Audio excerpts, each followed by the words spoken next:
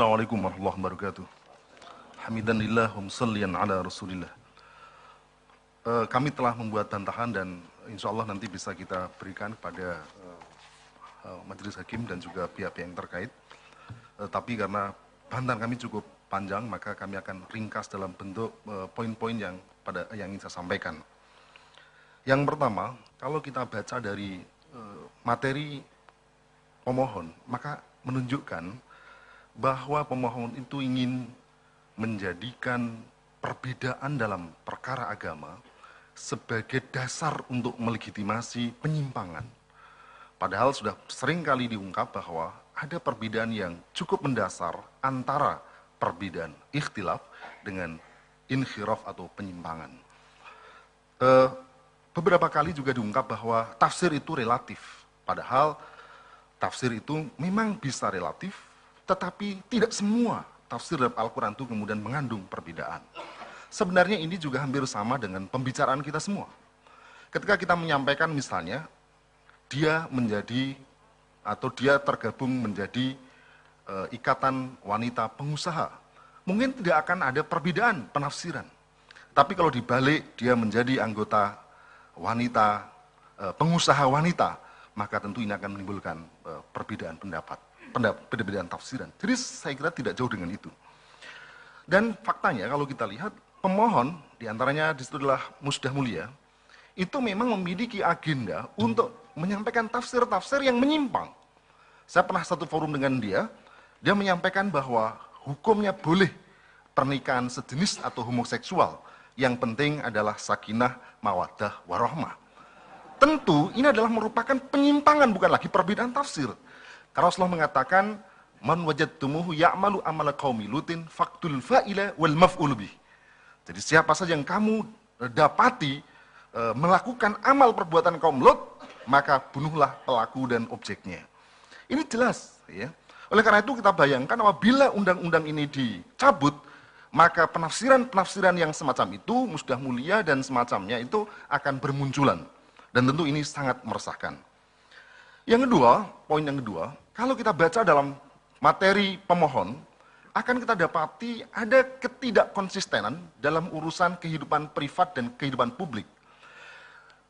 Perkara agama seperti ini, perbedaan dan semacamnya, penafsiran itu dianggap sebagai persoalan privat.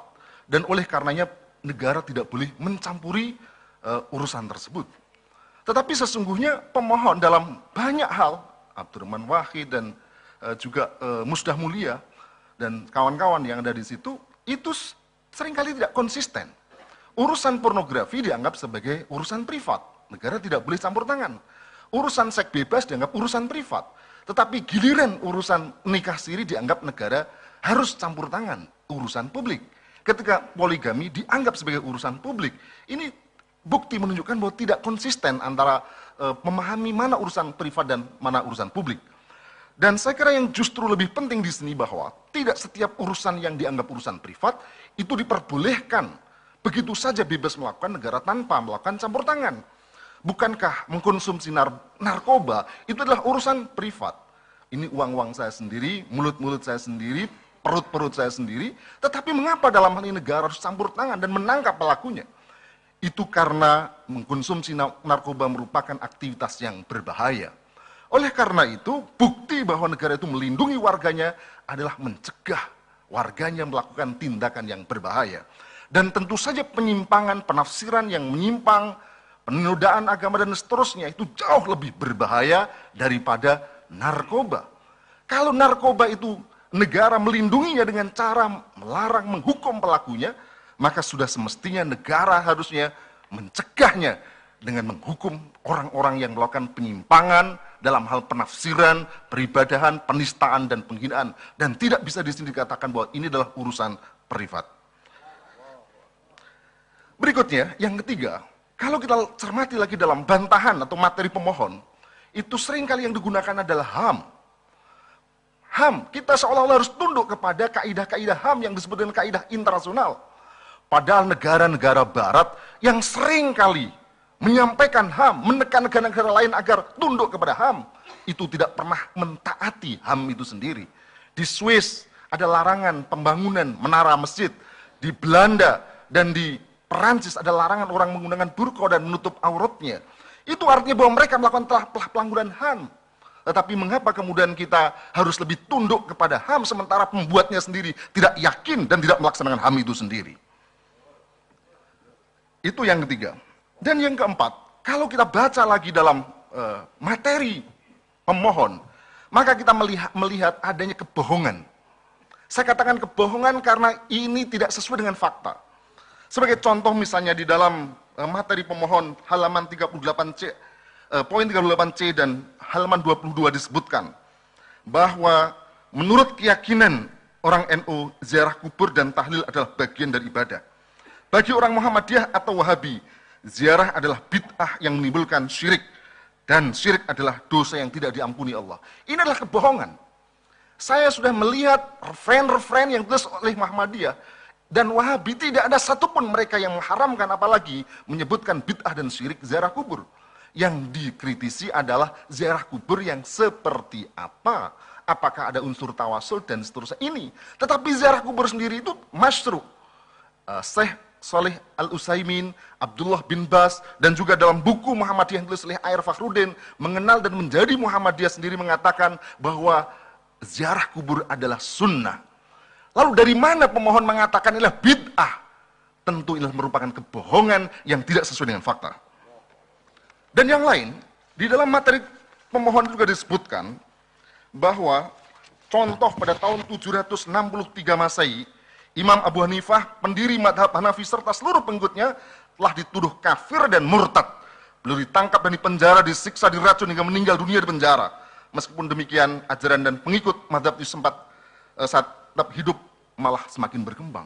Ini dari mana diperoleh sumber seperti ini? Tidak ada satupun buku sejarah yang mengatakan bahwa Imam Abu Hanifah dipenjara apalagi dibunuh karena mengajarkan ajaran sesat. Yang ada adalah Imam Abu Hanifah diminta untuk menjadi qadhi oleh khalifah dan beliau menolak. Penolakan itulah kemudian dianggap sebagai pembangkang oleh khalifah dan kemudian dipenjara. Tidak ada kaitannya dengan ajaran sesat. Maka dari mana kemudian pemohon ini mendapatkan sumber referensi yang kemudian berbeda dengan realitas ini? Oleh karena itu kita lihat bahwa ini adalah merupakan satu kebohongan. Dan yang terakhir saya ingin sampaikan bahwa kalau kita lihat semuanya, ini adalah merupakan bentuk dari Islamfobia. Sesuatu yang ada kaitannya dengan Islam seolah-olah ini harus dimusuhi. Poligami dilarang, nikah siri yang sudah sah walaupun belum dicatat itu dilarang. Tapi begitu giliran ada pornografi dan seks bebas itu diam. Itu ada aspek Islamfobia di sana. Padahal kalau kita lihat apa yang ditakuti dari Islam.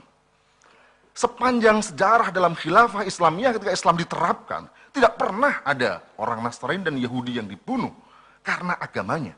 Mereka dilindungi ketika mereka tunduk kepada hukum syariah sepanjang sejarah.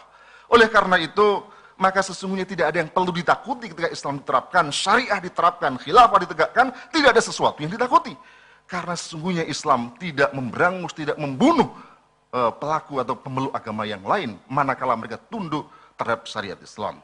Oleh karena itu yang terakhir kami bersikap, kami menyampaikan kepada Majelis Hakim untuk menolak gugatan kaum liberal yang menginginkan pencabutan undang-undang ini. Bahkan kalau perlu undang-undang ini harus ditingkatkan hukumannya. Sebab apa? Sebab kalau kejahatan itu dilakukan individual, mungkin akibatnya belum terlalu parah. Tetapi kalau kejahatan sudah berbentuk organisasi, maka tentu sulit untuk bisa dibendung. Mengapa Musaddiq yang mengaku Nabi segera bisa ditangkap dan dipenjara? Karena pengikutnya belum terlalu banyak. Tetapi mengapa Ahmadiyah itu tidak bisa ditangkap dan tidak bisa dibubarkan? Karena pengikutnya sudah terlalu besar. Maka sesungguhnya langkah yang terbaik dilakukan oleh negara adalah mencegah sedini mungkin ada penyimpangan yang ada. Sebab ketika penyimpangan dibiarkan dan dianggap itu merupakan kebiasaan, maka sudah sulit untuk dihapuskan. Dan pada Majelis Hakim saya ingin sampaikan satu ayat yang berkaitan dengan ini. Allah SWT berfirman, Inna nahnu nuhyil mauta wa naktubu ma qaddamu wa asarhum.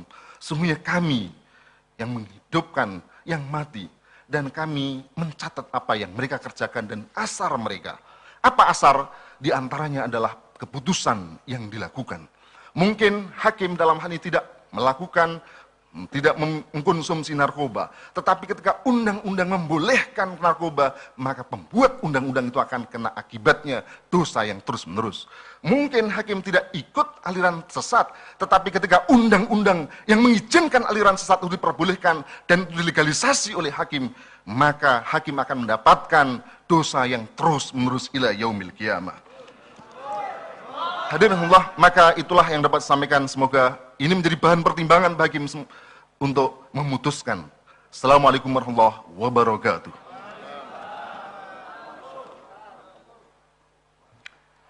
Baik, demikian tadi dari Hizbut Tahrir Indonesia, persis 15 menit. Berikutnya dari Al-Irsyad.